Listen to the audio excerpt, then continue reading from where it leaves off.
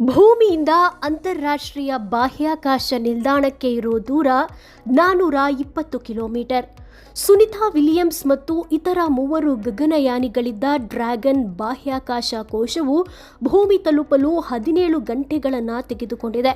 ಕಳೆದ ವರ್ಷ ರಷ್ಯಾದ ಸೊಯೆಜ್ ಬಾಹ್ಯಾಕಾಶ ಕೋಶವು ಕೇವಲ 3.5 ಗಂಟೆಗಳಲ್ಲಿ 3 ಗಗನಯಾನಿಗಳನ್ನು ಭೂಮಿಗೆ ಕರೆತಂದಿತ್ತು. ಆದರೆ ಇದು ಹೆಚ್ಚು ಅಪಾಯಕಾರಿ.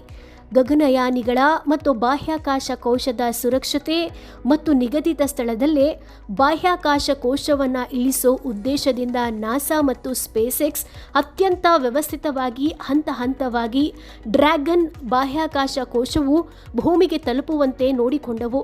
ಈ ಕಾರಣಕ್ಕೆ ಡ್ರ್ಯಾಗನ್ 17 ಗಂಟೆಗಳನ್ನು ತೆಗೆದುಕೊಂಡಿದೆ. ಕೋಶದ ಪ್ರಯಾಣದಲ್ಲಿ ಪ್ರಮುಖ 3 ಹಂತಗಳಿರುತ್ತೆ. ISS ಭೂಮಿಗೆ ಪ್ರತಿ ಗಂಟೆಗೆ 28,000 ಕಿಲೋಮೀಟರ್ ವೇಗದಲ್ಲಿ ಸುತ್ತುತ್ತಿರುತ್ತದೆ.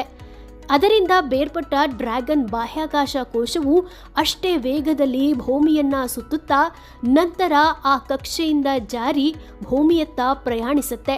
ತನ್ನ ಕಕ್ಷೆಯಿಂದ ಹೊರಬರುವುದಕ್ಕಾಗಿ ಕೋಶದಲ್ಲಿರೋ ಎಂಜಿನ್ ಚಾಲು ಮಾಡಲಾಗುತ್ತೆ. ನಿಗದಿತ ಜಾಗದಲ್ಲೇ ಇಳಿಯುವುದಕ್ಕಾಗಿ ಕೋಶವನ್ನ ನಿರ್ದಿಷ್ಟ ಪಥದಲ್ಲಿ ಸಾಗುವಂತೆ ಮಾಡಲಾಗುತ್ತೆ. ಕಕ್ಷೆಯಿಂದ ಜಾರಿದ ಕೋಶ ನಂತರ ಭೂಮಿಯ ವಾತಾವರಣ ಪ್ರವೇಶಿಸುತ್ತದೆ.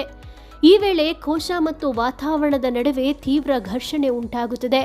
ಆಗ ಕೋಶದ ಹೊರಭಾಗದಲ್ಲಿ ಉಷ್ಣಾಂಶ 3871 ಡಿಗ್ರಿ ಸೆಲ್ಸಿಯಸ್ನವರೆಗೂ ತಲುಪುತ್ತದೆ. ಅಷ್ಟು ತೀವ್ರತೆಯ ಉಷ್ಣತೆಯನ್ನ ಕೋಶ ತಡೆದುಕೊಳ್ಳಬೇಕು. ಇಲ್ಲದಿದ್ದರೆ ಕೋಶ ಉರಿದು ಭಸ್ಮವಾಗ್ಬಿಡ್ಬೋದು. ವೇಗವಾಗಿ ಭೂಮಿಯ ಕಡೆಗೆ ಧಾವಿಸುತ್ತಿರೋ ಕೋಶದ ವೇಗವನ್ನ ಕಡಿಮೆ ಮಾಡುವುದಕ್ಕಾಗಿ ಭೂಮಿಯಿಂದ 18,000 ಅಡಿಗಳ ಎತ್ತರದಲ್ಲಿ ಮೊದಲ 2 ಪ್ಯಾರಾಚೂಟ್ಗಳು ತೆರೆದುಕೊಳ್ಳುತ್ತವೆ. ಮತ್ತೆ ಕೆಳಗಿಳಿಯುತ್ತಾ 6,500 ಅಡಿ ಎತ್ತರಕ್ಕೆ ಬರುವಾಗ ಇನ್ನೆರಡು 4 ಪ್ಯಾರಾಚೂಟ್ಗಳು ಬಿಚ್ಚಿಕೊಳ್ಳುತ್ತದೆ. ಇದು ಡ್ರ್ಯಾಗನ್ ಕೋಶದ ವೇಗವನ್ನು ಗಣನೀಯವಾಗಿ ಇಳಿಸುತ್ತದೆ. ಅಂತಿಮವಾಗಿ ಸರಾಗವಾಗಿ ಅದು ಭೂಮಿ ಅಥವಾ ನೀರನ್ನು ಸ್ಪರ್ಶಿಸುವಂತೆ ಮಾಡಲಾಗುತ್ತೆ. ಸುನಿತಾ ವಿಲಿಯಮ್ಸ್ ಮತ್ತು ಬುಚ್ ವೆಲ್ಮೋರ್ ಅವರು ISSಗೆ ಹೋಗಿದ್ದು ಬೋಯಿಂಗ್ನ ಸ್ಟಾರ್ಲೈನರ್ ಬಾಹ್ಯಾಕಾಶ ಕೋಶದಲ್ಲಿ. ಆದರೆ ಬಂದಿದ್ದು ಅದರ ಪ್ರತಿಸ್ಪರ್ಧಿ ಕಂಪನಿಯಾದ ಸ್ಪೇಸ್ಎಕ್ಸ್ನ ಡ್ರ್ಯಾಗನ್ ಕೋಶದಲ್ಲಿ. ಬೋಯಿಂಗ್ ವೈಮಾಂತರಿಕ್ಷ ಕ್ಷೇತ್ರದಲ್ಲಿ ದೊಡ್ಡ ಹೆಸರು. ರಕ್ಷಣೆ ಬಾಹ್ಯಾಕಾಶ ಕ್ಷೇತ್ರದಲ್ಲಿ 2002ರಿಂದ ಸಕ್ರಿಯವಾಗಿದ್ದರೂ ವಿಮಾನಯಾನ ಕ್ಷೇತ್ರದಲ್ಲಿ ಅದಕ್ಕೆ ಶತಮಾನದ ಇತಿಹಾಸವಿದೆ. ಎಲಾನ್ ಮಾಸ್ಕ್ ಸ್ಪೇಸ್ ಎಕ್ಸ್ ಹುಟ್ಟುಹಾಕಿದ್ದು 2002ರಲ್ಲಿ. ಬಾಹ್ಯಾಕಾಶ ಕ್ಷೇತ್ರದಲ್ಲಿ ಕಂಪನಿಯು ಎಲ್ಲವನ್ನೂ ಶೂನ್ಯದಿಂದ ಆರಂಭಿಸಿದೆ. ಆದರೆ ಮಾನವ ಸಹಿತ ಅಂತರಿಕ್ಷ ಯಾನ ಪೈಪೋಟಿಯಲ್ಲಿ ಅನುಭವಿ ಬೋಯಿಂಗ್ ಅನ್ನ ಸ್ಪೇಸ್ ಎಕ್ಸ್ ಹಿಂದಿಕ್ಕಿದೆ.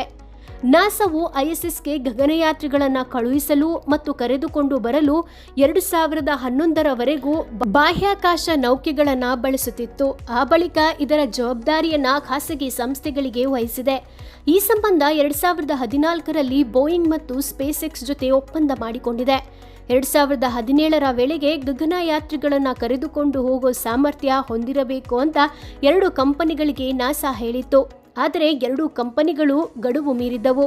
ಸ್ಪೇಸ್ಎಕ್ಸ್ 2020ರಿಂದ ತನ್ನ ರಾಕೆಟ್ ಡ್ರ್ಯಾಗನ್ ಬಾಹ್ಯಾಕಾಶ ಕೋಶಗಳ ಮೂಲಕ ಗಗನಯಾತ್ರಿಗಳನ್ನು ISSಗೆ ಕಳುಹಿಸುತ್ತಿದೆ. ಅಲ್ಲಿಂದ ವಾಪಸ್ ಕರೆತರುತ್ತಿದೆ. ಆದರೆ ಬೋಯಿಂಗ್ ಇನ್ನೂ ಇದರಲ್ಲಿ ಪೂರ್ಣ ಯಶಸ್ಸು ಗಳಿಸಲು ಆಗಲಿಲ್ಲ. ಕಳೆದ ವರ್ಷದ ಜೂನ್ 5ರಂದು ಸ್ಟಾರ್ಲೈನರ್ ಮೂಲಕ ಸುನಿತಾ ಮತ್ತು ಬುಚ್ ವಿಲ್ಮೋರ್ ಅವರನ್ನ ಕಳುಹಿಸಿದ್ದರೂ ತಾಂತ್ರಿಕ ದೋಷದ ಕಾರಣದಿಂದ ಅವರನ್ನ ಸ್ಟಾರ್ಲೈನರ್ನಲ್ಲೇ ವಾಪಸ್ ಕರೆತರಲು ಅದಕ್ಕೆ ಸಾಧ್ಯವಾಗಲಿಲ್ಲ. ತಾನು ಕಳುಹಿಸಿದ್ದ ಗಗನಯಾತ್ರಿಗಳನ್ನು ಸುರಕ್ಷಿತವಾಗಿ ಕರೆತರಲು ತನ್ನ ಪ್ರತಿಸ್ಪರ್ಧಿ ಸ್ಪೇಸ್ಎಕ್ಸ್ ಕಂಪನಿಯನ್ನ ಅದು ಅನಿವಾರ್ಯವಾಗಿ ಅವಲಂಬಿಸಬೇಕಾಗಿ ಬಂದಿದೆ.